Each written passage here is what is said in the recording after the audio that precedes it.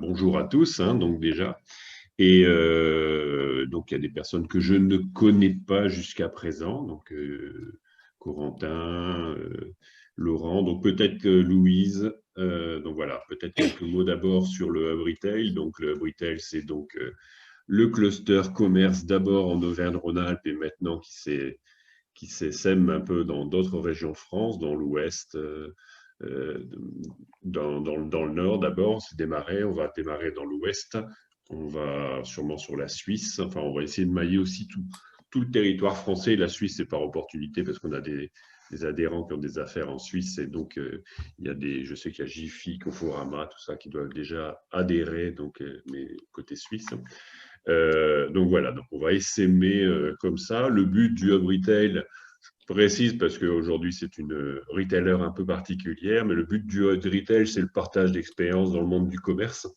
Donc en allant sur le terrain, donc jusqu'en mars, on s'est déplacé sur le terrain. On a fait aussi comme ça avec SIDAS, avec David ici présent. Donc chez SIDAS, on est allé pendant le confinement filmer chez SIDAS et ensuite on a fait une intervention avec David et François, l'un des trois associés de SIDAS.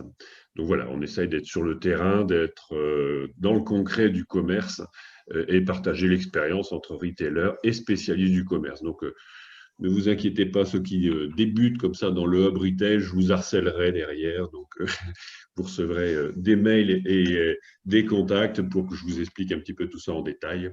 Donc voilà, donc en tout cas, il y a de la place, le réseau n'est pas encore complet au niveau de Rhône-Alpes, et loin s'en faut. Donc voilà, donc je vais laisser la parole à Valentin. Donc la retailer ici est un peu particulière, c'est juste parce que on a décidé de parler Times Up for the Planet. C'est pas non plus anodin par rapport au retail, puisqu'on a décidé d'avoir une démarche RSE. Donc voilà, dans les bonnes pratiques. Donc, et il se trouve que Time for the Planet, d'abord, c'est une société régionale, donc en tout cas pour nous ici en Rhône-Alpes, hein, ils sont de Lyon, donc à l'origine. Et donc voilà, donc c'est juste une bonne idée, un beau projet, donc on voulait en faire profiter le plus grand nombre. Alors merci à tous d'être là et je laisse la parole à Valentin. Merci Olivier pour cette très belle introduction. Donc effectivement, enchanté à tous. Merci beaucoup d'être venu pour cette conférence. Du coup, je vais vous parler, comme l'a dit Olivier, de Time for the Planet, mais surtout moi le but c'est de faire le lien avec votre industrie du coup qui est le retail et également avec les problématiques RSE. Moi j'échange jour le jour avec beaucoup de dirigeants d'entreprises, à la fois des PME et des ETI par rapport à ça, et c'est un sujet qui revient de plus en plus, à la fois en interne et à la fois en externe, parce qu'on sent en fait que les consommateurs sont de plus en plus intéressés par ça. Et je sais plus avec qui on en discutait juste avant, qui travaillait justement sur tout ce qui était packaging éco-responsable, mais pas que. Et bien en fait, ça rejoint un petit peu cette problématique, justement. Donc moi, en fait, je suis ambassadeur. Chez Time for the Planet, il y a 6 cofondateurs, j'explique un peu après l'histoire, qui travaillent à plein temps, de manière bénévole. Il y en a 2 qui ont une activité en parallèle qui maintiennent à 30%, on va dire, afin d'avoir un salaire, et les autres vivent après sur des ruptures conventionnelles ou sur leurs droits au chômage. Donc ils sont vraiment bénévoles et ils consacrent 95% de leur temps. Là, certains sont obligés de faire du conseil en parallèle pour avoir quand même un accès à un revenu plus conséquent. Parce on a quand même, si je dis pas de bêtises, 3 papas. Chez Time for the Planet, on a 3 papas. Et concrètement, moi, je suis en rôle d'ambassadeur. C'est en fait de représenter Time for the Planet soit en conférence, soit auprès de la presse, et surtout auprès d'entreprises pour les inciter à nous rejoindre. Et ce sera également la deuxième partie de la présentation, vous expliquer en fait comment aujourd'hui les entreprises peuvent investir au sein de Time for the Planet. On est déjà en discussion avancée avec des gros acteurs comme par exemple le groupe Bouygues, la Maïf, le Crédit Agricole. On a même plein de PME et de TI en fait qui nous ont rejoints. Donc, je suis pas un grand fan des slides. Je vous promets que mes slides sont très succinctes. C'est plus pour imager mon propos. Est-ce que vous voyez mon écran? Oui, on le Super. voit bien. Super. Donc, Time for the Planet, pour vous expliquer un petit peu. Time for the Planet, c'est né à Lyon, entre 4 amis lyonnais, qui sont tous les 4 entrepreneurs, qui ont tous monté entre 1 et 3 entreprises, qu'ils ont soit revendues, soit il n'y en a aucune qui a fait faillite de mémoire. Elles ont toutes plus ou moins réussi. Et en fait, ils voulaient œuvrer pour un impact social Et le dérèglement climatique, c'est quelque chose, en fait, ils voyaient beaucoup de choses qui se faisaient, mais rien de façon directe. Même si nos gouvernements commencent à s'en préoccuper, mais on le voit, je pense, avec les accords de Paris, c'est des choses qui vont prendre énormément de temps. Et même aujourd'hui, au niveau de l'État français, ils ont du mal à assumer en fait les choix qu'ils veulent faire à horizon 2030, 2035, 2040. Je pense qu'on l'a vu avec le Conseil d'État il y a une semaine, justement, qui a condamné l'État français à revoir ses propositions sous 3 mois. Donc, il y a un scientifique parmi ses 4 amis qui s'appelle Denis, qui leur a dit, mais écoutez les amis, moi j'échange au jour le jour avec des comités scientifiques, et il y a plein d'innovations géniales. Là, hier, j'ai échangé avec quelqu'un qui est capable de capter le CO2 à la sortie des usines et de le transformer en substitut du ciment. Le ciment, aujourd'hui, c'est 5% des gaz à des gaz à effet de serre. C'est énorme. Du coup, ce qu'ils ont compris en échangeant, ils se sont rendus compte qu'en fait, il y a plein de très très bonnes idées aujourd'hui en France et dans le monde. La problématique, c'est que souvent les scientifiques ont du mal soit à vulgariser leurs propos et à expliquer leurs idées à des financiers qui, eux, sont plus préoccupés par l'aspect chiffré et rentabilité, là où eux n'ont pas forcément cette expertise. Donc, ils se sont dit, nous, on va faire le lien entre ces scientifiques, les financiers et les entrepreneurs. Et c'est pour ça qu'ils ont créé Time for the Planet, qui est un fonds d'investissement à but non lucratif où chacun peut investir, citoyens, entreprises, écoles, à partir de 1 euro. Une action vaut 1 euro et vaudra toujours 1 euro. En fait, on n'a pas de TRI, ce qu'on appelle en fonds d'investissement, un taux de retour sur l'investissement. Aujourd'hui, on a un autre taux dont je vous parlerai un peu après.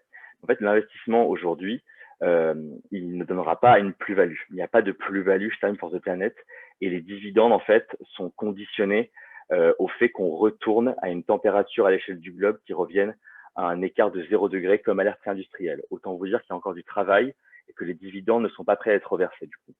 Et même si un jour on verse des dividendes, nous les reverserons qu'à hauteur de l'investissement de chaque associé. En fait, pour vous expliquer. Donc, Time for the Planet, ça a été créé à Lyon de 4 amis. Après, ça a été rejoint par un 5e lyonnais et Colline, qui est basé à Paris. Et c'est assez drôle parce qu'elle emménage à Lyon en janvier, mais c'était prévu bien avant son investissement près de Time for the Planet. Le mouvement est né en décembre 2019. Donc là, on va sur nos 1 an. Aujourd'hui, on a déjà levé 1,1 million d'euros auprès de 6500 associés, donc à la fois entreprises et citoyens. Et là, notre prochain objectif pour l'année prochaine, c'est de lever 10 millions d'euros et de créer nos 3 premières entreprises. Je vais vous expliquer un petit peu maintenant comment on est structuré. Donc nous, notre focus, c'est vraiment le réchauffement climatique. Aujourd'hui, il y a plein de problématiques à régler. Il y a la lutte contre la pauvreté, il y a l'éducation, la faim dans le monde, pour en citer quelques-unes. On a bien conscience qu'on ne peut pas être des super-héros du climat. Et pourtant, le climat, c'est quelque chose qui arrive très très vite. On en a encore peu conscience. Mais d'ici 30 ans, on va ressentir les effets, mais on va essayer de ressentir puissance 5, puissance 10. Du coup, ils se sont dit, on va vraiment nous se concentrer sur la problématique du réchauffement climatique. Et j'insiste que souvent on nous dit, qu'est-ce que vous faites pour la lutte contre tout ce qui est le recyclage, pour les déchets. Ça, c'est d'autres problématiques en fait que d'autres organisations vont faire mieux que nous parce que nous, on a déjà un focus qui est le réchauffement climatique qui prend du temps. Pour vous expliquer un petit peu pourquoi aujourd'hui on est un petit peu alarmiste et à juste titre, c'est que là, en fait, si on suit les études du GIEC, nous, tout ce qu'on fait chez Time for the Planet dépend des études en fait du GIEC, qui est en fait le groupement des groupements intergouvernementaux des experts sur l'évolution du climat, qui est vraiment aujourd'hui les scientifiques les plus renommés qui en font partie. D'ailleurs, nous, Jean Jouzel, qui était l'ex-vice-président du GIEC, soutient Time for the Planet et actionnaire, et il parle pour Time for the Planet dans 2 jours. J'en parlerai plus après. Et là, par exemple, quand on dit qu'on risque d'atteindre une augmentation de température de 1,5 degré, concrètement, c'est 1,5 degré sur la planète. La réalité, c'est que si on veut l'augmentation de la température à la surface terrestre, il faut le multiplier par 2, donc plutôt 3 degrés. Et si on veut prendre en compte les pics de température, il faut encore le multiplier par 2. Au titre d'exemple, en 2050, on s'attend à des pics de température de 50 à 55 degrés à Lille, ce qui est quand même assez inquiétant. Donc le Nord va devenir un peu le nouveau Saint-Tropez, certes, mais je ne suis pas sûr que ce soit non plus très très bon à la fois pour les humains, pour nous, même pour l'économie, pour tout. Nous, le but Time for the Planet, c'est vraiment de créer 100 entreprises qui auront un impact direct sur ces gaz à effet de serre, sur la réduction des émissions de ces gaz à effet de serre, en fait. Et pour ça, on va préfiltrer des innovations. Ces innovations vont passer par un comité scientifique. Aujourd'hui, on est soutenu par le CNRS, le CEA, Solar Impulse, par le Shift Project et par l'association Negawatt et bien d'autres personnes. On dévoile en fait notre comité scientifique dans 2 jours en direct sur un live que je vous ai regardé. Je vous transmettrai le lien si ça vous intéresse. À l'issue de ça, les innovations, une fois qu'elles sont passées par ce filtre scientifique, on les passe par un comité entrepreneurial pour vérifier qu'elles peuvent être rentables, reproduites à grande échelle, évidemment. On trouve le CEO et après, la boîte est lancée et elle est en fait, on investit nous à 100% dans l'entreprise. On fournit l'argent. Ce qui en fait, pour une startup est vital, ça enlève un stress énorme et ça fait perdre beaucoup moins de temps parce qu'en fait, aujourd'hui, le fait de chercher du financement, en moyenne, les entrepreneurs passent entre 6 mois et 2 ans à faire de levée de fonds. Et ce temps-là, nous, on veut qu'il investisse sur le produit, sur le market fit. Et la clé aujourd'hui, nous, c'est l'open source. Toutes nos innovations dans lesquelles on va investir seront en open source. Pourquoi? Vous allez me dire, c'est très bizarre, l'open source, donc vous allez créer vos concurrents. Tout à fait. On veut créer nos concurrents aujourd'hui parce que la lutte contre le dérèglement climatique, c'est une lutte pour laquelle il faut agir rapidement. Et quoi de mieux que l'open source? Et l'open source peut aujourd'hui rimer avec rentabilité, avec croissance. Je donne un exemple très très simple. Il y a une innovation aujourd'hui en open source qui sauve entre 5 et 8 millions de personnes par an, d'après l'OMS. Et vous la connaissez tous, cette innovation, c'est le gel hydroalcoolique. On estime qu'aujourd'hui, surtout après la pandémie, si on n'avait pas eu le gel hydroalcoolique en open source, ça aurait été une catastrophe au niveau planétaire. Donc nous, on croit vraiment dans l'open source. C'est pour ça que chacune des innovations pourrait être en open source, mais comme chez Time, pas en open bar. N'importe qui ne pourra pas venir, nous prendre une innovation et partir et le monter. En fait, il faudra nous demander quand même un accès. Et cet accès, il a deux contraintes, entre guillemets. Enfin, c'est un beau mot, contrainte, mais il a deux règles. La première, c'est que toute amélioration qui sera faite sur une de nos innovations d'open source devra être transmise à Time for the Planet et à toute entreprise en open source. Par ailleurs, toutes les réductions des gaz à effet de serre, toutes les statistiques devront être remontées à Time for the Planet parce que nous, on calcule ce qu'on appelle un TRP, un taux de retour pour la planète, qui est l'équivalent tonne de CO2 non émise ou captée grâce aux innovations de Time for the Planet. Donc, l'open source va venir renforcer, en fait, aussi cet indicateur pour nous. Donc, en fait, aujourd'hui, quand on demande comment on se définit, nous, on dit, voilà, on est un peu le Wikipédia de la lutte contre les gaz à effet de serre. On essaie un petit peu de fédérer le plus de personnes possible et de trouver les innovations qui auront demain un impact direct sur, en fait, la réduction des gaz à effet de serre. On est aujourd'hui aussi, en tout cas en France, la première société commerciale à but non lucratif. Pourquoi je dis à but non lucratif? Évidemment, on va créer des entreprises qui sont rentables, mais aujourd'hui, il n'y aura pas de versement de dividendes aux actionnaires. À part si on arrive à revenir à, comme je vous l'ai dit, à un écart de température de 0 degré à la surface du globe, comme à l'ère pré-industrielle de 1900. Dans ce cas-là, on reversera les montants investis. Mais ça, on ne peut pas aujourd'hui l'assurer, encore une fois. Et donc, comme la Terre est à tout le monde, on se dit, Time for the Planet doit être aussi à tous. C'est pour ça que dans Time for the Planet, tout le monde peut investir. Citoyens, entreprises, associations, on a même des collectivités qui nous rejoignent de plus en plus. On pourra sûrement imaginer d'autres formes d'investissement. On n'est pas du tout fermé et nous, on fonctionne avec l'intelligence collective. Voilà un peu notre modèle pour vous expliquer. Donc, l'argent qu'on est en train de lever, il est au niveau de la holding Time for the Planet. Time for the Planet va créer des entreprises aujourd'hui qui vont peut-être même, elles, plus tard créer entreprises. Et en fait, les dividendes qui seront remontés d'entreprises sont à chaque fois réinvestis pour améliorer les innovations. Aujourd'hui, la R&D a un coût très important. On en est bien conscient. On travaille les scientifiques au jour le jour. Donc, en fait, tout cet argent, on veut qu'il soit réinvesti pour que nos innovations soient de plus en plus performantes. Et quand je dis performance, c'est dans le sens qu'elles puissent réduire de plus en plus, en fait, des émissions de gaz à effet de serre. Et le TRP dont je vous ai parlé, en fait, qui va calculer l'équivalent tonne de CO2 non émis ou capté. Et ça, en fait, pour les entreprises qui nous rejoignent et qui investissent en Time for the Planet, on leur calcule chaque année via un cabinet indépendant qui s'appelle Carbon4 qui travaille avec nous. Et c'est quelque chose qui peut être porté à l'actif du bilan financier. Donc, c'est assez intéressant, ce n'est pas une charge. Et ça, généralement, vos directeurs financiers sont assez friands de cette information. C'est quelque chose qu'ils aiment bien. Comment aujourd'hui on va sélectionner les innovations à impact? Aujourd'hui, comme je vous l'ai expliqué, on va passer d'abord par un comité d'évaluateurs qui sont des personnes formées en interne, qui vont faire un préfit, ça peut être vous comme moi, qui vont répondre à des questions très simples. Est-ce que l'innovation en question, elle a un impact direct sur les gaz, sur la réduction des émissions de gaz à effet de serre? Est-ce qu'elle réduit déjà des émissions de gaz à effet de serre? Et est-ce qu'elle concerne les 5 secteurs dans lesquels Time for the Planet veut investir aujourd'hui, qui sont les 5 secteurs qui polluent le plus d'après le GIEC, qui sont l'agriculture, le tourisme, l'énergie, le transport, et j'en oublie toujours un, évidemment, et le BTP.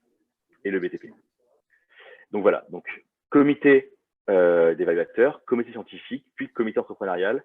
Et après, évidemment, on valide par un vote avec tous les actionnaires. Donc, en fait, 1 euro égale une action égale une voix. Et il y a un vote également du conseil de surveillance et des 6 fondateurs. Nous, le maître mot, c'est vraiment l'intelligence collective. Aujourd'hui, en plus d'investir, on peut être volontaire chez Time for the Planet. Aujourd'hui, on est plus de 250 volontaires. Moi, j'en fais partie, par exemple. Et on est structuré, en fait, par planète. Une planète regroupe des personnes aux compétences similaires. Donc, par exemple, on a une planète de vidéastes, de réseauteurs B2B. On a une planète de traducteurs, d'interprètes pour nous aider. Donc, en fait, on fait vraiment appel à la force de tout le monde, tous ceux qui veulent s'investir. Et chacun investit le temps qu'il le souhaite aujourd'hui pour aider Time for the Planet. Donc voilà, j'essaie de faire une présentation très succincte. Je ne sais pas si Olivier, est-ce que tu veux que je poursuive sur les partenariats entreprises ou avant on fait une petite pause peut-être de questions sur le fond Time for the Planet? Il y a peut-être des questions. Est-ce que sur le concept de Time for the Planet, il y a des questions sur le positionnement? Sinon, on poursuit. Sinon, on poursuit et les questions, voilà. On pourra toujours les poser après, il n'y a pas de souci. Super. Oui, oui. Bah, continuez. Écoutez, alors je vais poursuivre. Pour vous expliquer un petit peu, aujourd'hui, Time for the Planet, moi, mon rôle, je travaille beaucoup avec Colline, une des cofondatrices, sur les partenariats B2B.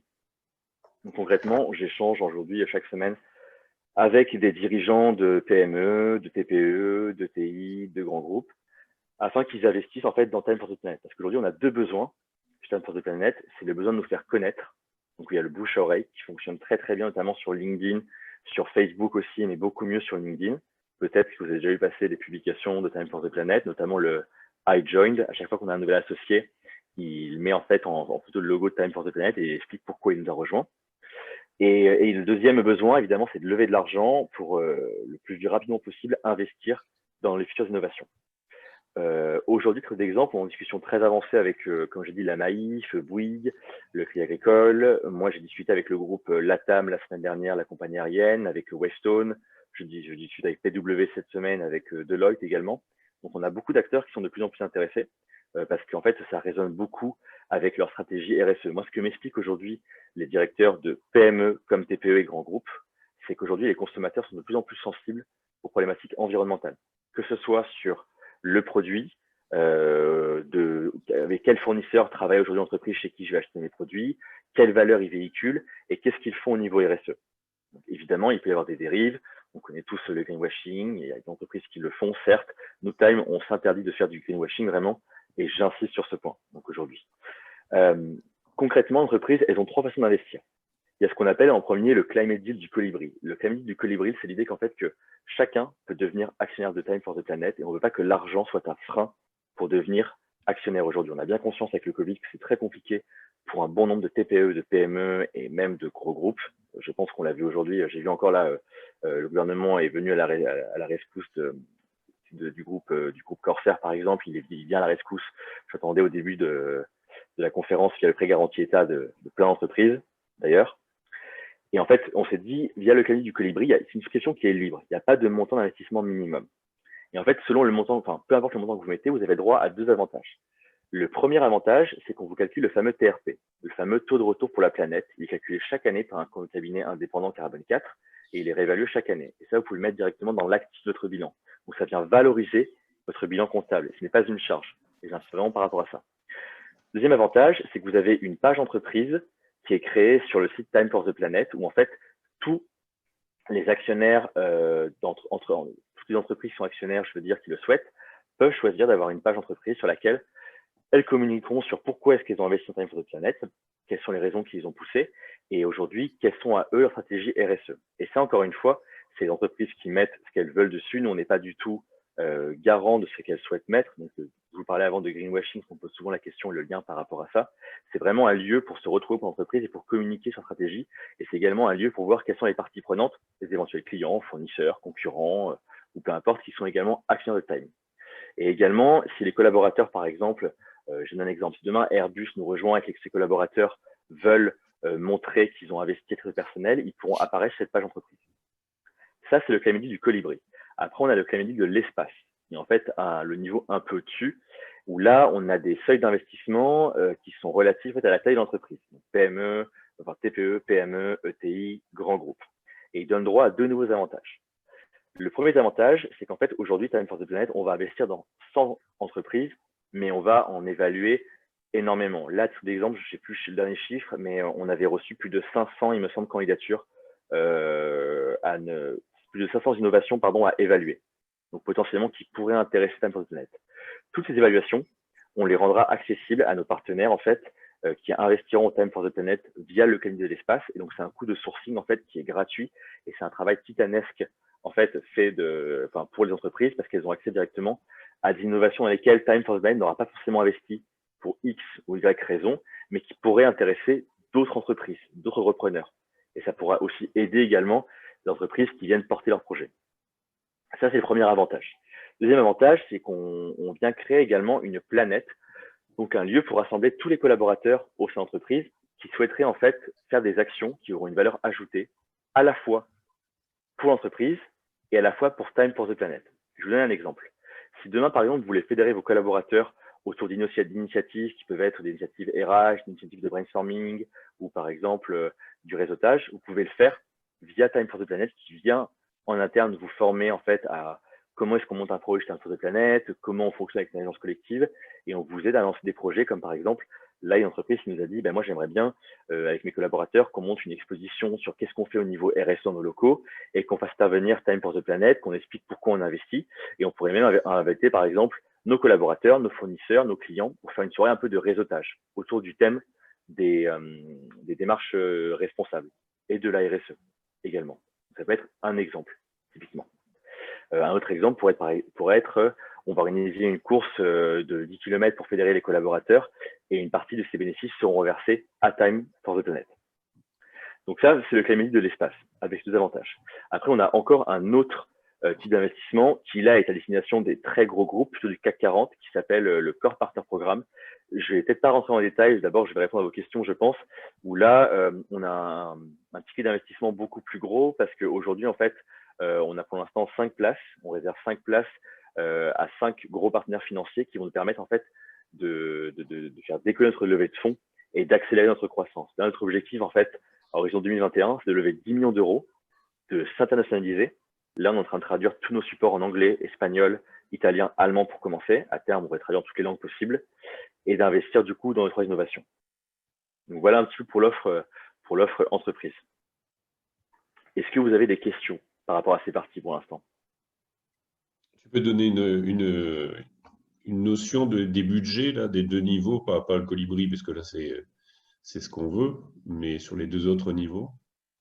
Bien sûr. Alors, sur le Climate Deal du coup de l'espace, les TPE peuvent investir à partir de 5 000 euros, les PME à partir de 20 000 euros, les ETI à partir de 50 000 euros et les grandes entreprises à partir de 250 000 euros.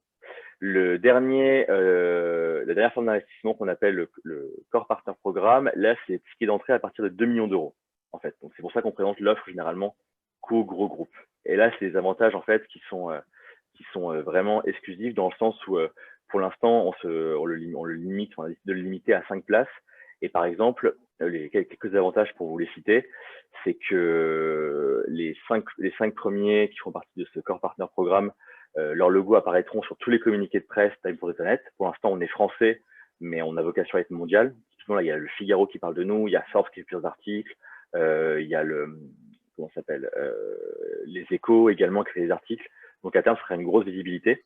On a plein de documentaires qui se préparent également sur nous. Il y a des personnes qui nous approchent pour créer des articles, donc ils pourront également être mis en avant par rapport à ça. On constitue également ce qu'on appelle un comité stratégique. Donc en fait, ce comité stratégique, il va réunir ces 5 personnes qui nous rejoindront demain et ils pourront accompagner les cofondateurs de Time for the Planet pour leur apporter recul et conseils stratégiques. Et ils pourront également en fait accompagner les CEO de nos futures innovations. À côté de ça, on met aussi tout un programme de mécénat de compétences qu'on construit avec l'entreprise. On a également ce qu'on appelle des learning expeditions pour former les cadres dirigeants d'entreprises de problématiques sur le réchauffement climatique et les conséquences, et également des formations pour les collaborateurs. Donc voilà quelques avantages pour pas tous les citer en fait de ce troisième investissement, du coup qu'on réserve plutôt au groupe du CAC 40 parce que c'est quand même un investissement qui est conséquent pour l'entreprise. On a bien conscience. Alors, est-ce qu'il y a des questions donc, des différents participants? Il y a eu un petit sondage de fait par Caroline et en fait, il y a trois personnes qui ont déjà investi dans Time for the Planet, c'est ça? D'accord. Donc, Stéphane, Caroline qui est au conseil de surveillance, si j'ai bien compris. Oui, c'est ça. Donc, alors, je suis Caroline. Voilà. Moi, Donc, j'ai une question. vas-y. Moi, je fais de l'affichage publicitaire mobile, donc j'ai des gros camions diesel qui polluent parce qu'il n'y a pas d'autre solution pour le moment. Est-ce que j'ai une pertinence à rentrer dans Time for the Planet? Très bonne question. J'aurais dû le préciser, je ne précise pas assez, et merci Claire. Aujourd'hui, nous, on n'est pas là pour juger. On n'est pas là pour juger les émissions de gaz à effet de serre de nos associés. Aujourd'hui, nous, on est bien conscient que chacun aujourd'hui fait ce qu'il peut. Il y a peut-être beaucoup d'entreprises qui peuvent mieux faire, mais notre rôle, il y a plein d'ONG qui le font, d'entreprises qui le font pour accompagner cette transition en fait énergétique ou écologique. Nous, Time for the Planet, on ne juge pas, donc chacun peut nous rejoindre. Et en fait, je vais même aller plus loin. Souvent, on me dit, mais si demain, par exemple, imagine, tu as un gros pollueur qui t'approche et qui va investir de l'argent, vous allez accepter. Ben, en fait, oui, parce que l'argent sera toujours mieux chez nous, utilisé à bon escient, que chez eux. Et ça, c'est un parti pris, vraiment. Et je sais que ça fédère des gens ou des gens qui détestent pour ça, c'est un peu fort, mais ne rejoignent pas notre opinion. Mais ça, vraiment, on assume complètement ce parti pris. Donc là, il y a avec plaisir pour si votre entreprise veut devenir actionnaire chez Time for the Planet. D'accord, merci. Tu peux même faire une campagne pour Time for the Planet avec tous tes camions. Ah, mais ça, j'adorerais. Hein. Moi, je suis partante. Hein. D'ailleurs, on a une campagne d'affichage qui nous a été gracieusement offerte, qui arrive sur Paris en décembre. Donc, restez. Alors, il y a personne à Paris, du coup, j'imagine. En majorité en Rhône-Alpes. Je crois que c'est que à Paris. Il faut que je me renseigne. Je ne crois pas qu'on soit partout en France. C'est déjà très bien d'être à Paris, mais on essaie de faire de faire des petits partenariats entre guillemets avec entreprises qui peuvent nous apporter des solutions, par exemple, comme ce que vous avez dit, Claire, de l'affichage pour communiquer sur Time for the Planet. D'accord. Okay. Peut-être juste pour rebondir sur la question de Claire, je me suis un peu posé la même question, moi, parce qu'on vend des jouets qui sont fabriqués en Chine, qu'on fait venir par bateau, etc., etc. Donc, un bilan qui n'est pas forcément très, très glorieux. Pour autant, ça n'empêche pas de s'intéresser à la cause et de vouloir essayer de faire changer les choses à son niveau et puis en interne dans son entreprise. Et je voulais juste faire un rapide retour d'expérience de la communication et de la puissance de LinkedIn, parce que tu en as parlé tout à l'heure, Valentin. Et en fait, moi, j'ai simplement changé le nom de ma fonction en rajoutant associé pour Time for the Planet. Je l'ai pas dit, c'est vrai. Un nombre hallucinant de personnes qui m'ont contacté en disant « Tiens, tu as changé de boulot ?» Bah non. Oui. Et surtout, ce qui a été assez surprenant, c'est que j'ai au moins une dizaine de personnes de mon réseau qui, dans la foulée, sont devenus actionnaires. Et donc, il y a un véritable effet, je ne sais pas si c'est le bon terme, mais un effet papillon. C'est-à-dire qu'il suffit de mettre 1 euro sur la table. Et 1 euro, franchement, si tout le monde autour de la table n'est pas capable de le faire, je pense qu'il faut qu'on fasse autre chose. Mais il suffit de mettre 1 euro sur la table pour devenir actionnaire. Et il suffit de faire savoir que vous êtes vous-même devenu actionnaire. Et il y a un effet assez puissant au niveau du réseau. Et je pense qu'une des actions au niveau du hub retail qu'on doit pouvoir faire, c'est chacun à notre niveau, indépendamment de l'entreprise, mais à titre perso, si les échanges qu'on a pu avoir, que ce soit dans le cadre de la fresque du climat ou lors des échanges, des ateliers qu'on a pu faire avec le retail, si c'est des choses sur lesquelles ça vous titille un petit peu, allez-y, quoi. Parce qu'il y a besoin de fonds, il y a besoin de mettre de l'argent sur la table. Le million qui a été levé, on n'y croyait pas encore forcément cet été. Moi, je suis rentré actionnaire cet été. Valentin parle de 10 millions l'année prochaine. Je pense que ça doit même être potentiellement beaucoup plus vu les enjeux. Donc, ce que je vous encourage à faire, c'est de jouer le jeu, d'aller mettre un petit peu d'argent, et chacun en fonction de ses moyens, bien évidemment. Et puis surtout de le faire savoir, parce que c'est assez redoutable le nombre de personnes, et j'étais très surpris, et qu'on arrive dans la foulée à embarquer ou que ça interpelle. Et j'ai en tête notamment un échange avec, je ne sais pas si vous connaissez Mathieu Pelé, mon directeur digital d'Intersport, et qui me dit « mais c'est quoi ton truc ?» Et j'ai pris 5 minutes au téléphone pour lui expliquer. Derrière, lui-même a embarqué encore d'autres personnes. Donc, allez-y, quoi. Allez-y, c'est un truc génial.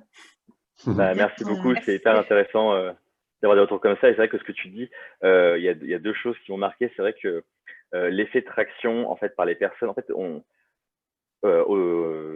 pourquoi on a mis 1 euro? Parce qu'on ne voulait pas que l'argent soit un frein, en fait, et on voulait même faire quelque chose pour les étudiants au début, mais c'est trop compliqué par rapport à nos statuts, on n'a pas réussi. Mais on s'est dit qu'1 euro, même pour un étudiant, il peut le faire. Et encore aujourd'hui, on me demande, mais est-ce qu'on est obligé d'être actionnaire, enfin, parce que Time, pas du tout. Enfin, aujourd'hui, il y a des personnes qui ont malheureusement pas forcément les moyens, et ça existe en France. Et du coup, enfin, aujourd'hui, on peut même contribuer à Time sans forcément être actionnaire. Et ce dont tu parles, l'effet de traction, on l'observe, c'est assez fou parce que un chiffre que j'utilise pas assez, mais qui est impressionnant. On a levé le premier million il y a tout juste 2 semaines, si je dis pas de bêtises. En 2 semaines, on est passé de 5000 à 6450 associés. C'est du jamais vu. On n'y croyait pas au début. C'était impressionnant. C'était impressionnant, honnêtement. Et du coup, on est en train de se dire, finalement, les 10 millions qu'on a mis l'année prochaine, on trouvait que c'était quelque chose d'assez ambitieux. En fait, non. Et surtout, moi, ce que disent les gens quand ils me disent, vous êtes fous, levez 1 milliard d'euros, mais vous n'avez aucune connaissance du monde d'entreprise. Moi, je leur réponds toujours, mais vous vous rendez compte que, à titre de comparaison, moi, je suis en Île-de-France. Désolé pour les entrées Île-de-France. Le budget de la région Île-de-France, c'est 5 milliards d'euros par an. Et c'est une problématique régionale. Et nous, on va attaquer une problématique mondiale avec seulement 1 milliard d'euros. En fait, c'est pas du tout démesuré. En fait, j'ai presque envie de dire, on n'était pas assez ambitieux. Ouais, ben, on va déjà y aller quand même. C'est bien déjà. Mais aujourd'hui, en fait, je ne vous l'ai pas expliqué, mais on travaille à la fois d'entreprise avec des family office qu'on appelle également, qui sont des fonds d'investissement émis par des familles qu'on approche parce que c'est des fonds d'investissement qui ont des grosses quantités d'argent à investir et eux sont très attirés par les investissements en fait à impact positif et ils ont moins ces problématiques de TRI par rapport à des fonds d'investissement classiques ou dans les packs d'actionnariat, c'est plus compliqué en fait d'investir sans retour sur investissement financier. Vous allez le voir, de toute façon, dans les prochaines semaines, mois, il y aura des éléments très concrets puisqu'on va commencer à sélectionner les projets cette fois et à rentrer en mode opérationnel. Donc, ça va être sonnant trébuchant sur la nature des contributions, en tout cas de Time for the Planet. Donc, ça va être. Mais c'est vrai que là, je reviens sur Stéphane sur la viralité. Hein, c'est assez fascinant et ça témoigne bien d'ailleurs, au-delà de la puissance de communication de Time for the Planet et de la mobilisation de ses cofondateurs, on sent bien que au-delà des affichages RSE, on a tous une sensibilité forte à ces sujets parce que quelque part, on a peur de la suite de l'aventure planétaire. Hein, et moi, j'ai envie de dire que c'était pas un acte, d'ailleurs, il y a mon logo Caisse d'épargne, mais c'était pas un acte Caisse d'épargne au départ, c'était un acte personnel. Voilà. Alors, j'en profite pour faire un peu de pub pour Jean-Yves. Hein, donc, faites tous comme lui, parce que là, tous, vous allez devenir associés, parce que Jean-Yves, pendant qu'on parlait, il n'écoutait pas, il est devenu associé. Donc voilà, bien Jean-Yves. Et donc, outre individuellement, je pense que si vous êtes là, c'est que tout le monde est motivé pour devenir. Est-ce qu'il y a des gens qui peuvent s'exprimer au niveau de l'entreprise, des différentes entreprises qui sont là, que ce soit SIDA, Visiative, l'entrepôt du bricolage. Est-ce qu'il y a potentiellement, est-ce que ça peut être un projet qui intéresse les entreprises dans le domaine du commerce? Excuse-moi, Olivier, j'ai peut-être une question avant de répondre à ta question. Là, je me demandais, l'initiative que vous avez est géniale et enthousiasmante. Comment elle se situe, mais du point de vue des autres initiatives Open Innovation du même genre? Est-ce que c'est Parce que quand je me suis renseigné sur vos projets, je me suis dit, mais ça existe déjà d'une certaine manière probablement. Et il y a une espèce de course à l'innovation pour rendre la planète plus habitable, course à l'innovation mondiale. Comment tous les scientifiques déjà ont pas mal d'initiatives pour essayer de trouver les bonnes solutions. Comment ça se situe? Comment vous intégrez dans ce panorama des open innovations déjà existantes? Oui, très intéressant. Alors, c'est la question, hein, je serais mal à l'aise d'expliquer d'ailleurs quelles sont ces initiatives. J'ai un peu regardé, mais Non, mais question très intéressante, on nous pose souvent la question. Pour être franc, en fait, on l'a lancé parce que les cofondateurs ont cherché et ils n'ont pas trouvé aujourd'hui de mouvement qui permettait à tous de participer à ce grand projet. En fait, Time for the Planet, c'est vraiment né sur l'idée, on veut redonner le pouvoir d'action à tous les citoyens, en fait, peu importe, et pas être forcément, par exemple, une entreprise pour investir dans un fonds d'investissement ou pas forcément passer par des LPs, comme on dit en termes plus techniques. Donc aujourd'hui, moi, quand je suis avec les cofondateurs, ils m'ont dit honnêtement, aujourd'hui, on n'a pas trouvé une initiative qui ressemble vraiment, enfin, qui est aussi singulière que la nôtre. Après, je trouve qu'elle existe dans le monde entier et on sera très heureux d'en rencontrer d'autres. Et on aimerait beaucoup d'ailleurs rencontrer d'autres et on espère qu'il y en a d'autres. Ça serait peut-être l'occasion de réunir nos forces et de collaborer et d'avoir en fait de meilleures retombées. Mais à ce jour, pour répondre à la première question, parce qu'il y en avait une deuxième dans la première, à ce jour, en tout cas, dans l'écosystème, nous, on essaie de travailler au maximum, par exemple, moi, chez nous, des partenariats avec des incubateurs qui ont des idées d'innovation à nous transmettre, dans lesquelles nous, on pourrait potentiellement investir. Donc, nous, on n'est pas là du tout comme des concurrents, on veut vraiment aider. Donc, c'est des personnes, si vous avez des idées, par exemple, d'entreprises, de mouvements similaires à Time for the Planet, on est très ouvert à la discussion. Ça, c'est pas moi qui prendrai la décision. Après, pour être franc avec vous, ce sera plutôt les cofondateurs qui le verront. Mais aujourd'hui, comme on le dit, on avance selon les besoins qu'on a et pas selon les besoins et selon ce qui se passe. Et pour l'instant, on n'a pas eu la chance de rencontrer d'acteurs avec des valeurs aussi similaires que les nôtres et surtout avec de l'open source. C'est quelque chose qui est assez rare encore aujourd'hui, mais avec plaisir pour discuter si vous avez des noms à nous transmettre. Typiquement, il existe quand même beaucoup de fondations, il existe beaucoup de choses, mais à chaque fois, c'est très fléché, Laurent. Ou alors, il existe des fonds green. Nous, en tant que partenaire financier, on est sur ces fonds green, mais ils n'ont pas du tout la même finalité et la même ouverture quelque part. Et c'est ça la différence du modèle économique, en fait. Oui, typiquement, un fonds green, si je ne dis pas de bêtises, c'est pas possible, par exemple, d'investir à titre citoyen, tout ce qui est open source, certains le font, mais pas tous. Et là, en fait, on voulait vraiment aussi monter une sélection, en fait, entre guillemets, de A à Z. Et nous, on est très spécialisés après aussi. Il y a ça qui peut être aussi une différence, c'est que nous, on investit essentiellement dans les innovations qui luttent de façon directe contre les gaz à effet de serre. Et c'est quelque chose qui est bien entendu fait, je pense et je l'espère, mais il y a quand même encore peu d'acteurs. Ok. Est-ce que ça répond à votre question? Dites-nous, surtout. Oui, oui. Oui. Non, mais c'est vrai que j'ai pas vraiment. J'ai regardé un petit peu ce qu'il y avait comme initiative. J'ai vu des trucs au niveau de la Commission européenne, etc. Mais c'est vrai que ça ressemble à des trucs très institutionnels, quoi. Donc, il y a sans doute pas cette capacité de mobilisation qu'on a là, par exemple, cet après-midi. Donc, il y a sans doute pas mal d'argent diffusé. Ça essaie de flécher l'innovation. Mais c'est vrai que je n'ai pas vu c'est assez différent de la proposition de Time for the Planet, je suis d'accord. Mais c'est intéressant parce qu'aujourd'hui, on essaie même de fédérer tout ce qui est nos collectivités, le public. Là, on est en discussion justement avec des institutions européennes pour voir avec elles comment on pourrait collaborer, parce que ça se trouve, elles savent des choses que nous, on ne sait pas. Donc, on essaie vraiment au fur et à mesure qu'on grandit, on est connecté par plein d'entreprises, par plein d'organismes. On se rend compte qu'il y a plein de choses qui sont faites, c'est hyper intéressant. Donc, effectivement, peut-être que demain, je dis n'importe quoi, peut-être que demain, on s'y alliera avec un autre mouvement de ce type, on ne sait pas encore. On avance comme ça pour le moment. Intéressant, Valentin, de dire, c'est que, à la différence, par exemple, des fonds d'investissement ou même des institutions européennes, des programmes européens qui sont associés à ces sujets green, c'est que les délais d'exécution sont beaucoup plus longs. Les process de sélection sont très cadrés et par ailleurs lents. Enfin, moi, je le vis pour les entreprises innovantes qui présentent ces castings-là. Et je pense que l'aspect très opérationnel et immédiat que défend Time for the Planet, on va voir dans la réalisation ce qui se passe, mais la promesse est quand même très différente.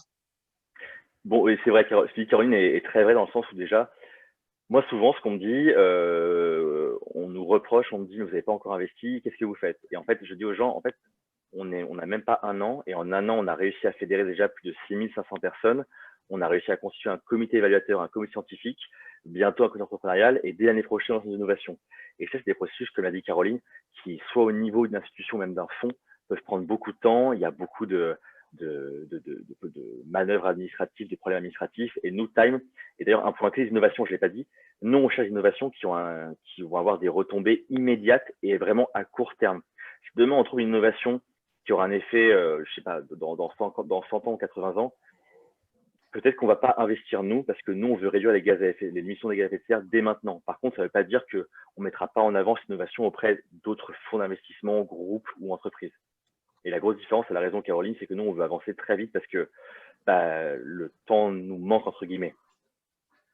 Caroline, pouvez-vous me rappeler comment les caisses d'épargne se sont associées à Time for the Planet? Alors, je vais repositionner le sujet. Les caisses d'épargne ne se sont pas encore associées, même si c'est un sujet qu'on regarde, Valentin. Je ne sais pas si tu as forcément l'information, mais en tout cas en Rhône-Alpes, parce qu'on a un effet de proximité. Mais en l'occurrence, moi, c'est une démarche individuelle, en fait, qui m'a conduite à rejoindre le conseil de surveillance de Time for the Planet parce qu'en tant qu'expert de l'innovation, j'ai de la visibilité sur ces sujets et je peux être contributrice en fait. Ce caractère quelque part bénévole, engagé, c'est ça qui m'a embarqué en fait. C'est pas tant la caisse d'épargne. Ma compétence, ok, mais le reste, c'est une démarche individuelle. Ok. Il faut savoir que, bon, on en a discuté avec Valentin, c'est que, en fait, le hub retail, en tout cas tous autant qu'on est, on peut participer aussi en proposant des solutions d'innovation dans le domaine du commerce. Donc, on est directement impacté. Le domaine du commerce, ça a été dit tout à l'heure, mais enfin, bon, il y a beaucoup d'endroits où c'est très polluant. Donc, il y a effectivement des améliorations à faire dans le même sens, dans la même démarche que ce qu'on a mis en place dans les groupes qu'on doit relancer d'ailleurs sur LinkedIn pour travailler ensemble à cette réflexion. Donc, mais il peut y avoir des financements effectivement de projets dans le domaine du commerce. Je pense que Valentin a écrit même quelques mots, mais... Et Valentin, vous savez si vous avez des contacts aujourd'hui avec ADO? Alors juste peut-être, je ne sais pas si tout le monde connaît ADO, c'est pas un groupe, enfin c'est un très grand groupe, ça rentre dans la catégorie très grand groupe, ça a 120 000 personnes. ADO, je ne crois pas. Je vérifie rapidement dans mon CRM, mais ça ne me dit rien. Peut-être Caroline, est-ce que tu le sais toi ou non? Je ne sais pas, je regarde. Non, ça ne me dit rien non plus, je ne crois pas. Ça ne me dit rien. Pourquoi cette question? Parce que je travaille pour ADO. Alors, ces sujets de RSE ne sont pas mes sujets chez ADO, donc je suis vraiment là à titre individuel, quoi. Mais je me demandais s'il y avait déjà eu des... Alors, ADO, pour juste resituer l'entreprise, c'est toutes les enseignes de bricolage de la famille Mullier, donc c'est les Leroy Merlin, les Bricoman, les Weldom, etc. Donc, c'est vraiment un groupe important, ça fait 120 000 personnes. C'est en forte croissance. On a une initiative en ce moment RSE qui est très importante, qui n'est pas encore publique, je crois, mais en interne, on en parle beaucoup. Donc, c'est vraiment des sujets d'actualité. Donc, c'est une réflexion purement individuelle à ce stade, mais je me dis qu'effectivement, il y a peut-être des choses à faire. En tout cas, il y a une sensibilité très forte au sein du groupe sur ces sujets, quoi. Donc, voilà. Mais alors, moi, je ne suis pas du tout dans la boucle pour décider de quoi que ce soit à l'échelle du groupe. Mais en même temps, je pense que c'est le genre de choses. Voilà, je me demandais s'il y avait des discussions ouvertes à ce stade ou pas. Alors, avec Leroy Merlin, oui, effectivement, du coup. Leroy Merlin, Colline les a rencontrés fin de semaine dernière. Je n'ai pas encore eu le temps de discuter avec elle, mais elle a échangé avec la direction de Leroy Merlin, si je ne dis pas de bêtises. D'accord, ok. Je rebondis juste sur ce que tu as dit, Laurent, à savoir que c'était potentiellement une initiative, mais pas forcément au niveau de l'entreprise. Et je pense que tout comme Caroline et moi, on est assez alignés là-dessus. À titre personnel, on est à fond sur le sujet et engagé. Maintenant, on n'a pas encore réussi à enclencher quelque chose au niveau de nos entreprises, mais je pense que c'est important que ça commence par nous. Oui, tout à fait, je suis d'accord. Et c'est déjà tous autant qu'on est, si effectivement on arrive à faire, ne serait-ce qu'à l'issue du call, que tout le monde devienne actionnaire, vienne mettre un petit truc sur LinkedIn et qu'on arrive à en embarquer d'autres. Rien que ça, c'est déjà un début qui permet d'aller mobiliser des fonds pour faire avancer le schmilblick. Et après, effectivement, charge à nous, chacun dans nos organisations, d'essayer de faire bouger les choses, que ce soit au travers de ça, de la fresque du climat sur laquelle, avec Olivier, on a aussi avancé côté retail. Mais voilà, il n'y a pas de lancer l'entreprise qui d'elle-même va se réveiller et puis va faire des choses et on attend que ça se passe. Il y a des initiatives à notre niveau, et puis chacun à notre niveau, il faut aller secouer le cocotier en interne. Mais voilà, mais j'ai envie de dire, pour résumer, ça commence par moi, ça commence par vous. Typiquement, moi, je peux témoigner parce que j'ai dû demander à la Caisse d'épargne Rhône-Alpes les autorisations parce que moi, je suis très encadrée dans mes activités de souscription ou d'intervention au capital ou de gouvernance de par mes fonctions. Donc, au départ, c'était assez basique comme relation avec la Caisse d'épargne Rhône-Alpes, en tout cas pour Time for the Planet. C'était plutôt une demande d'agrément. Et en fait, maintenant, c'est eux qui m'ont appelé en me disant « Caroline, il faudrait vraiment qu'on creuse le sujet ». Mais de par cette viralité à laquelle on faisait référence tout à l'heure, parce que c'est… voilà, et c'est parti d'une démarche individuelle. Et je pense d'ailleurs que vous y gagneriez à être dans une logique sur vos salariés aussi. enfin, on pensait à l'entreprise en tant que telle, mais vos salariés sont aussi d'excellents ambassadeurs potentiels et des gens qui ont peut-être d'ailleurs des activités que vous ne connaissez pas en termes de contribution à la protection de notre belle planète. Ça peut être Ah bah, il y un en a beaucoup, vecteur hein, aussi. c'est sûr. Ouais, c'est Ouais. clair qu'il y a beaucoup de… Oui, bien sûr. Peut-être un mot, Vincent, puisque je crois que Laurent Fiard était à l'inauguration de Time for the Planet avec Jean-Michel Aulas, non? Si je me trompe. Oui, oui. Oui, je te confirme. Vincent, on t'entend pas, hein.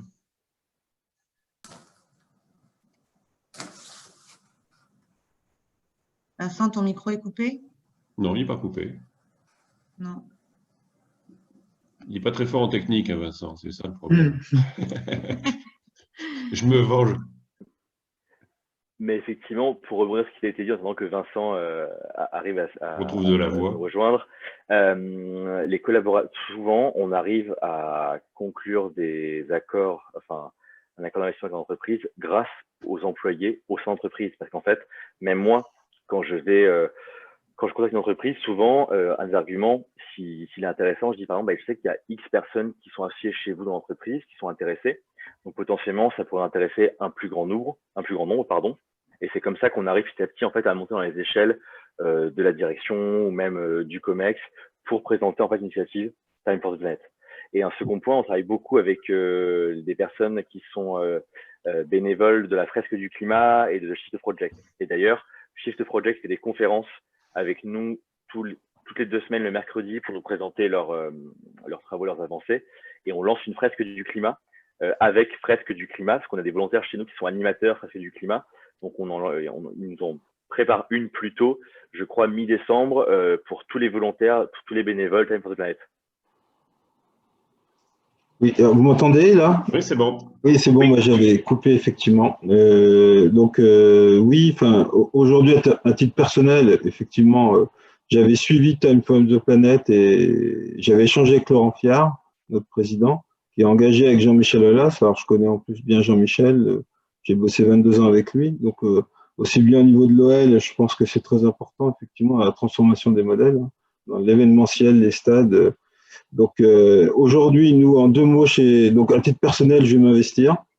J'ai un peu mieux compris aujourd'hui, parce que je n'avais pas compris bien je pensais que c'était très orienté B2B entreprise. Je n'avais pas tout compris en termes de citoyens, donc là, il n'y a pas de souci. Et depuis 5 mois, chez Visiative, on a créé un poste de responsable RSE. Donc voilà, je vais en reparler avec Laurent, je le vois demain. Mais voilà, c'est moi un type interne. J'ai eu la nouvelle responsable. Voilà, avec le confinement, c'est un peu compliqué. Donc elle n'est pas encore arrivée à nos bureaux. Mais voilà, moi je peux être très bien l'interface s'il y a besoin de réfléchir sur les modèles de transformation. En tout cas, aujourd'hui, à chaque projet interne, on a cette vision sociétale et économie d'énergie. Donc, je pense qu'effectivement, sur la partie IT, hein, où on consomme quelque part beaucoup d'énergie, il y a une vraie réflexion des nouveaux usages et de se dire comment on va travailler pour transformer les modèles des entreprises. Et on travaille beaucoup avec d'industriels qui réfléchissent aussi sur leur composition de matières premières, les transports, ce qu'a expliqué Stéphane là, sur les appros. Donc, moi, en parallèle, je travaille sur de l'innovation dans le secteur pour tracer beaucoup plus et être transparent et sur le temps travailler sur des plateformes qui arrivent à donner des informations très fiables aux consommateurs et de choisir tel produit parce qu'il est plutôt en local, parce qu'il a moins de transport et il a des matières premières réutilisables, etc. Donc ça, je vois bien dans l'écosystème où je travaille interne ou externe, c'est une vraie transformation. Maintenant, effectivement, les cycles sont longs. Ce pas des cycles simples. Et par contre, tous les projets que je côtoie aujourd'hui, il y a une vision RSE. C'est assez rare qu'une entreprise se lance sur un nouveau projet d'innovation en disant le RSE, c'est pas intéressant. Après, il faut le prendre par le bon bout et faire des choses assez simples, à mon avis, au départ. Voilà, mais c'est top. Et en plus, c'est pensé au Rhône-Alpes, donc c'est bien. Pour une fois, c'est pas à Paris. Très bien. Qui ne s'est pas exprimé, qui veut intervenir?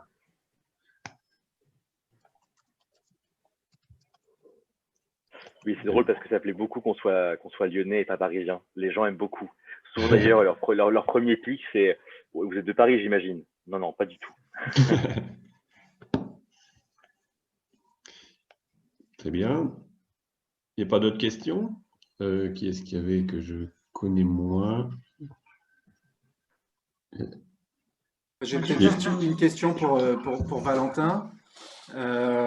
Au-delà de tout ce qu'on vient de se dire, engagement à titre personnel, essayer de faire bouger les choses dans nos entreprises, comment le retail pourrait faire plus ou différemment pour pouvoir contribuer à faire avancer la cause, selon toi, de ce que tu connais de l'entreprise, enfin de l'association et puis notre mode de fonctionnement? Qu'est-ce qu'on pourrait imaginer mettre en place ensemble pour essayer d'accélérer le mouvement? Très bonne question. Je pense que ce qui pourrait nous aider aujourd'hui, peut-être que Caroline pourra rebondir sur mes propos, mais si vous pouvez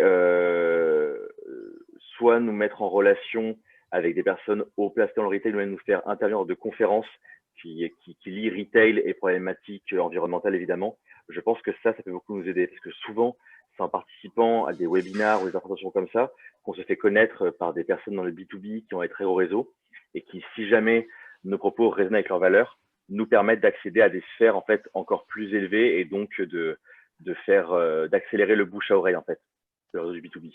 Donc ça, en plus que j'ai dit juste avant, je pense que c'est quelque chose que tu vous avez d'ailleurs. Merci beaucoup Olivier de participer à cette formation du Hub Retail, parce que c'est vraiment en fait aujourd'hui ce qu'on recherche à faire et ce que moi je fais en tant qu'ambassadeur. Là par exemple, je co-anime avec Colline, la cofondatrice, un webinar sur la décarbonation de l'économie mercredi la semaine prochaine, et il y aura l'ancien DRH et directeur RSE Monde de Vinci et Nestlé, donc super intéressant. Il y aura plein d'autres personnes comme ça avec lesquelles ils pourront sûrement nous aider à aller encore plus vite. Ok, et question complémentaire, je crois qu'il y a un système, alors c'est pas d'ambassadeurs, mais un peu d'experts sur un certain nombre de sujets, je ne me souviens plus du nom. Est-ce que tu peux nous en dire quelques mots? Est-ce que c'est quelque chose dans lequel certains membres de retail pourraient s'inscrire? Bien sûr, en fait, aujourd'hui, chacun peut être volontaire. Donc, être volontaire, ça peut revêtir deux formes, ou même les deux à la fois. Soit on peut devenir volontaire et être ce qu'on appelle un gluon, ce que je fais moi, donc un gluon en physique quantique, ce qui permet de rapprocher les particules et de les souder. Donc concrètement, un gluon, c'est un fighter social. C'est une personne en fait qui va réseauter avec d'autres personnes externes à Time for the Planet et surtout en interne, accueillir une nouvelle personne, les former, les onboarder et leur expliquer notre action. Également, il y a une deuxième possibilité, c'est qu'on peut être volontaire selon ses compétences. Bien évidemment. Si par exemple vous avez des compétences à apporter dans un domaine spécifique et ne vous posez pas la question lesquelles, moi je vous conseille, rejoignez-nous et on vous aidera à vous dire comment vous pouvez nous aider. Mais typiquement, une des compétences que vous avez tous ici, je pense, c'est votre réseau.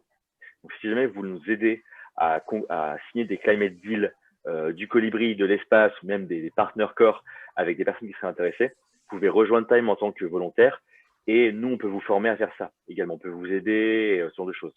En fait, il y a plein de choses que vous pouvez faire honnêtement. Je ne pourrais pas tout expliquer là maintenant parce qu'on pourrait y passer une demi-heure, une heure.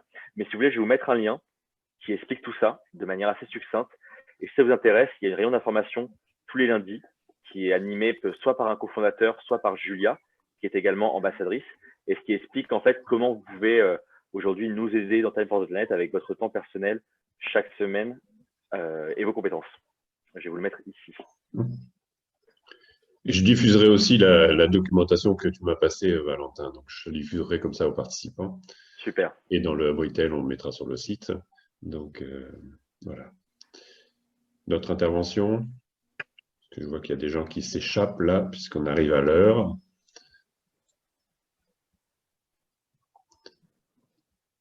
Louise, peut-être, non? Je crois que c'est le Casino.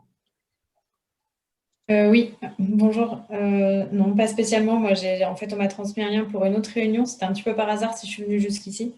J'avais entendu parler de Time for the Planet sur LinkedIn. Et ça m'a donné envie de creuser un peu plus. Mais bon, pour le moment, je ne peux pas vous dire beaucoup plus de choses. D'accord. OK. Voilà. En tout cas, sympa d'être venu. Voilà, je pense qu'on va peut-être conclure. Donc, peut-être un petit mot de conclusion, Valentin. Alors, déjà, merci à tous d'avoir participé à cette conférence. Pour conclure, aujourd'hui, si vous voulez, le projet Time for the Planet résonne avec vos valeurs, vous pouvez vous investir, je pense, d'une première façon en devenant associé à partir de 1 €. Et vous verrez en faisant ça et en communiquant sur les réseaux sociaux, donc vous recevrez un mail avec les images, tout ça, c'est déjà énorme pour nous. Si jamais vous pouvez en parler en interne, dans vos entreprises, mais pas seulement, et surtout en externe à vos amis, si vous pouvez en parler chacun à 3 amis, déjà c'est énorme pour nous. Enfin, ce sera beaucoup vraiment. vous ne pouvez pas savoir à quel point le bouche-à-oreille est une force impressionnante. Et après, si vous avez des questions, n'hésitez pas, je peux vous laisser mon mail. Et n'hésitez pas à m'envoyer des mails, on peut en discuter, on peut se refaire des points téléphoniques au besoin sur différents sujets. Merci beaucoup, Vincent. Voilà.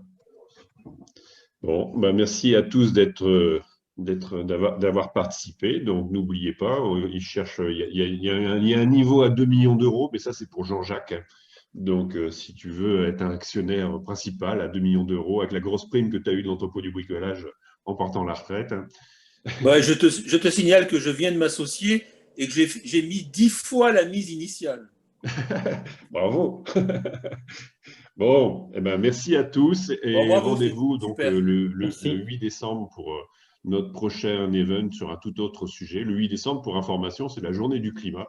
Et on devait faire le 8 décembre notre retail meeting. Sur ce thème-là, on aurait reçu à cette occasion Time for the Planet avec grand plaisir, parce qu'on avait réservé le campus de Veolia à mes yeux. Donc, évidemment, on a tout annulé, parce qu'évidemment, 150 à 200 personnes comme ça, c'est un peu compliqué. Donc voilà, ben merci à tous et à bientôt pour un prochain événement. Voilà, salut!